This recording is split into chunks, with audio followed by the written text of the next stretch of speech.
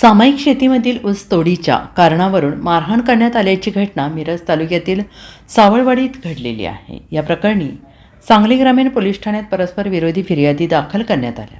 त्यानुसार पोलिसांनी चौघांवर गुन्हा दाखल केलेला आहे. आदिनाथ भरमा आवटी वयवर्ष 55 राहणार सावळवाडी यांनी दिलेल्या फिर्यादीनुसार सावळवाडीतील फिर्यादी आदिनाथ आवटी यांना संशयित अनिता शांतीनाथ आवटी वयवर्ष 47 राहणार सावळवाडी यांनी ऊसाच्या दांडक्याने मारहाण केली. सामायिक शेतीमधील ऊस तोडीच्या कारणावरून त्यांच्यात वाद झाला. मारहाणीचा जाब विचारल्यावर संशयित अनिता यांनी तुझ्यावर खोटा गुन्हा दाखल करून तुला जेलची हवा दाखवते अशी धमकी दिल्याचे फिर्यादीत नमूद केलं आहे.